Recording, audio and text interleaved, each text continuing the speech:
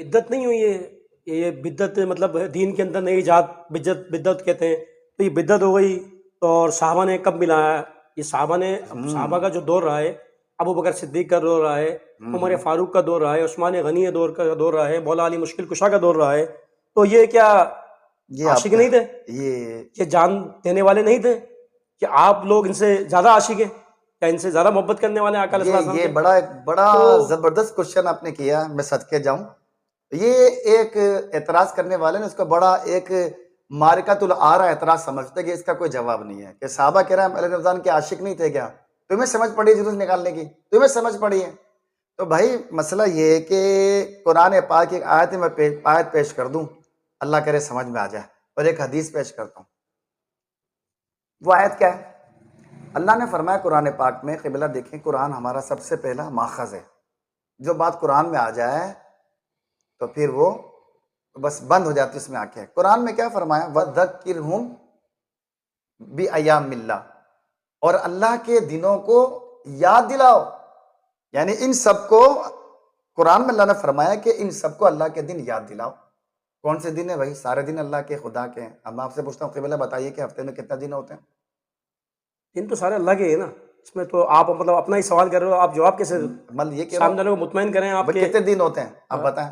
ہفتے سے لے کر جمعہ تک کس کے ہیں یہ دن؟ سب اللہ کے دن ہیں. اور 30 دن کس کے ہیں؟ وہ بھی اللہ کے دن ہیں. اور 365 دن وہ بھی اللہ کے دن ہیں. تو سارے کے سارے کے اللہ کے دن ہیں. کوئی بھی دن اللہ کی ملکیت سے خارج نہیں ہے. تو وہ کون سے دن مراد ہے؟ تو ہمیں تفسیر میں لکھا ہے کہ ان دن سے مراد ہے وہ ایام کے جن میں اللہ تعالیٰ کا کوئی خاص انعام ہوا ہو. کون سی اب ہے؟ میرا آخری سوال یہ ہے، نہیں، اس میں تھوڑی سی ایک بات رہ گئی، میں عرض کر دوں کہ ایام اللہ سے مراد کیا ہے. کہ ایام اللہ سے مراد یہ ہے کہ وہ ایام کہ جن میں اللہ تعالیٰ کی کوئی رحمت نازل ہوئی یا کوئی برکت نازل ہوئی یا کوئی انعام نازل ہو، اسے ایام اللہ کہتے ہیں.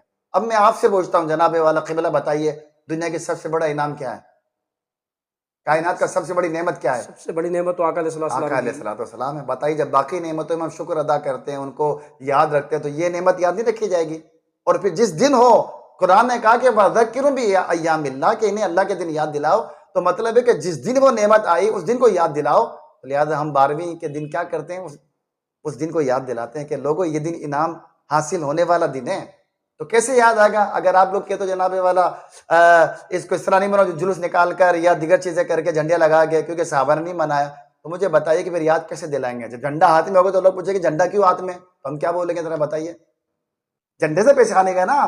آپ نے 2 رکعت نماز نفل پڑھ لی، شکرانے کے، ٹھیک ہے، وہ بھی ایک طریقہ کار ہے منانے کا. لیکن اگر آپ جھنڈا لے کر نکلو گے، 10 لوگ پوچھیں گے بھائی کیا ہوا، وہ سمجھ جائے گا کہ آج کا دن رسول اللہ کے میلاد کا دن ہے. اگر لائٹ لگائی ہے تو وہ پوچھے گا کیا ہے، تو ہم بتائیں گے میلاد کا دن ہے. ہم جھنڈیاں لگائیں گے تو لوگ دیکھیں گے، سمجھ جائیں گے میلاد ہے. تو یہ اس لیے کہ وَذَكِّرْهُمْ بِأَيَّامِ اللَّهِ، اور ان کو اللہ کے دن یاد دلاؤ. تو ہم یاد کرا رہے ہیں، یاد کرو یہ دن. خدا نے بھی کہا کہ تم سب کو یاد کرائیں. اب جو چڑھتا ہے تو چھڑے، جو جلتا ہے تو جلے، ہمیں سے کوئی پرواہ نہیں ہے. کیوں؟ کہ ان کے عاشق نور کے دیے جلاتے جائیں گے، ان کے عاشق نور کی شمع جلاتے جائیں گے، جبکہ حاسد دل جلاتے بڑاتے جائیں گے. تو بھائی دیکھیں، ہم تو خوش ہو گئے، انشاءاللہ آپ بھی شامل ہو جائیں ہمارے ساتھ خوشیوں میں. کسی نے مانا کیا؟ آ جائیں بھائی.